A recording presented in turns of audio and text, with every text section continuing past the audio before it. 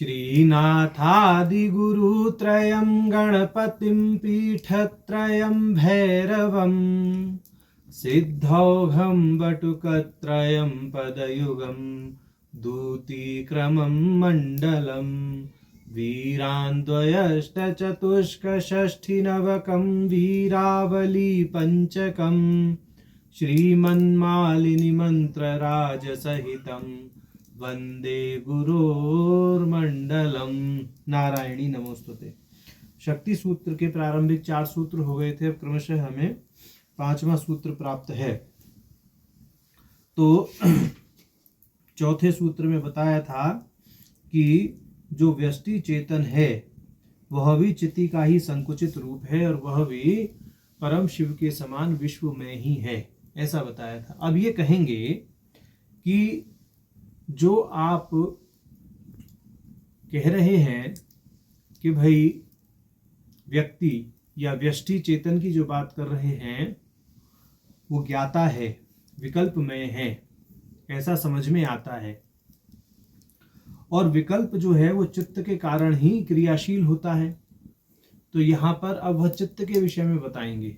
तो ये कहेंगे कि चित्त के रहते हुए वह व्यष्टिगत चेतन शिवरूप कैसे हो सकता है, क्योंकि चित्त में तो क्रिया है, इस दृष्टि से कह रहे हैं। और उसकी क्रियाशीलता जो है वह विकल्प में है, क्योंकि चित्त जो है, यहाँ पर चित्त का अर्थ मन, बुद्धि, चित्त, अहंकार सबको सम्मिलित रूप से समझ लेना चाहिए। तो यहाँ पर इसलिए विकल्पमयता यहाँ चित्त की कही जा रही है।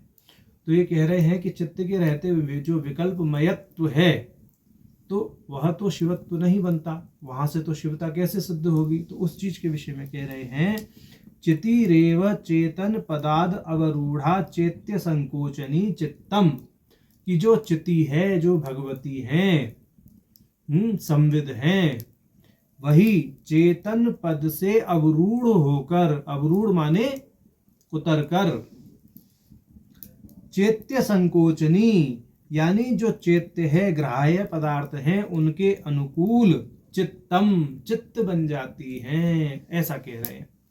माने चित्त भी उस चिति से अभिन्न है, चित्त भी उस चिति का ही अवभास है, चित्त भी उस चिति का ही प्रतिबिंब है, चित्त भी उस चिति से ही उल्लसित है, चित्त भी उस चिति से ही सृष्ट है, ऐसा कहने का भाव है। अब यहाँ पर भाष्यकार जी क्षेमराज जी कहते हैं इसके भाष्य में, न चित्तम नाम अन्यत किंचित अपितु सैव भगवती तत्, कि जो चित्त है ये कुछ अन्य वस्तु नहीं है, वस्तुतः यह भगवती चिति परासंवित ही है, उससे भिन्न नहीं है, ज्ञान स्वरूप है। अब आगे इस भाष्य में ये कहेंगे कि जब चिति है, जो चिति है, जब वह विश्व सर्जन करती हैं, विश्व सिद्धि करती हैं, तो उस चिति की 2 गति हैं। एक तो चित्त की प्रधानता से और दूसरे संकोच की प्रधानता से।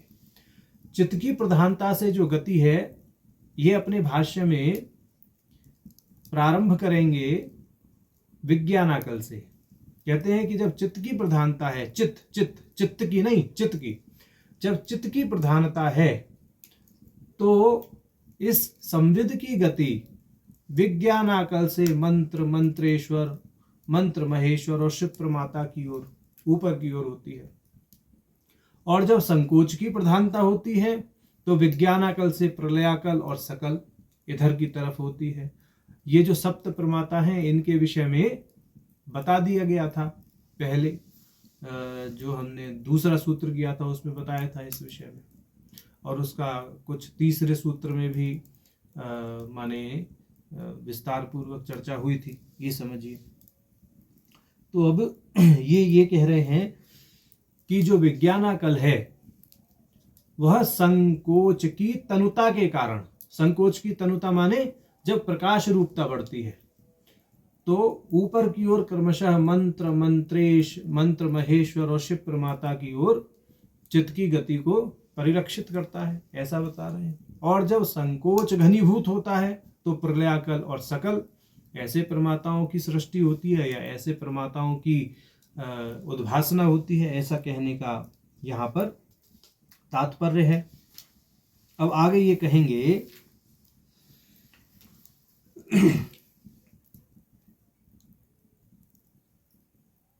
स्वांग रूपेषु भावेषु पत्युर्ज्ञानम क्रिया च सा माया तृतीयेत एव पशोः सत्वम रजस्तमः। ये इन्होंने प्रत्यभिज्ञा कारिका की कारिका उद्धृत कर दी है अपने भाष्य में।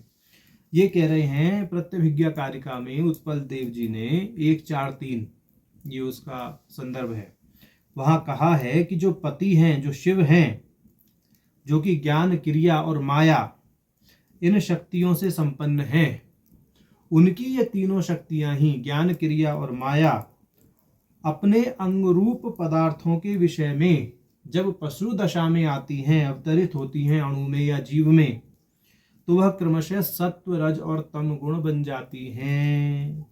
और ये सत्व रज और तम गुण में जो चित्त है, यह चित्त उस चिति से अभिन्न है। माने उनकी जो ज्ञान क्रिया और माया, ये जो 3 शक्तियां हैं, ये 3 शक्तियां उनके स्वातंत्र के उल्लास से सत्व रजस और तमस गुण में उद्भासित होकर के क्या करती हैं, जीव दशा को प्राप्त हो जाती है, चित्त को प्राप्त हो जाती है, यानी चित्त दशा को प्राप्त हो जाती हैं।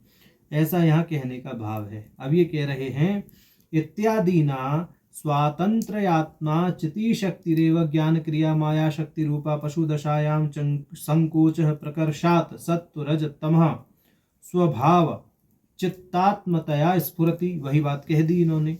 इति श्री प्रत्यभिज्ञायाम उक्तम, ऐसा प्रत्यभिज्ञा में कहा गया है।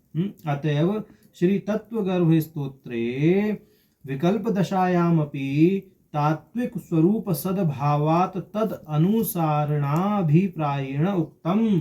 कह रहे तत्वगर्भ स्तोत्र में भी ऐसा ही कहा गया है। तत्वगर्भ स्तोत्र में क्या कहा गया है उसको बोल रहे हैं, परंतु वह विकल्प दशा से कहा गया है। विकल्प दशा कैसे, जो चित्त है, चित्त यहाँ विकल्पात्मक कहा गया है। जैसा अभी बोला कि चित्त से मन आदि सब समझ लेना चाहिए तो चित्त विकल्पात्मक है।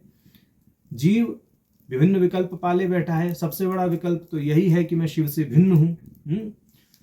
तो इस विकल्प दशा में भी जो चिति है, वह चिति अपनी संवित रूपता से अभिन्न रहती है, ऐसा कह रहे हैं। माने जो चित्त है उसकी भी संवित रूपता विकल्प होते हुए भी रहती ही है। तो कहते हैं तत्वगर्भ स्तोत्र की यहाँ पर कारिका को उद्धृत की है। अतएव तु ये केचिद परमार्थानुसारिणः तेषाम तत्व स्वरूपस्य स्वज्योतिष्टवम न लुप्यते।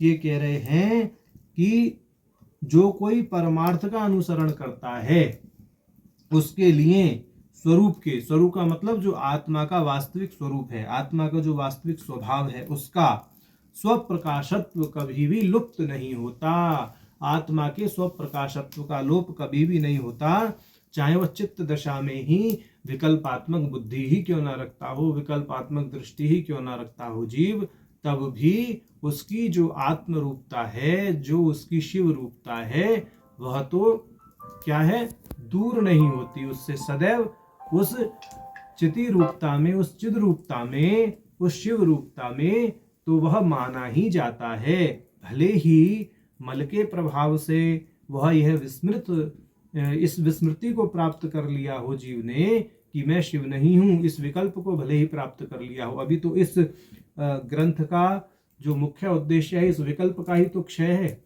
विकल्प क्षय ही यहाँ पर मुक्ति के रूप में बताएंगे आगे भाष्यकार और ये ग्रंथकार।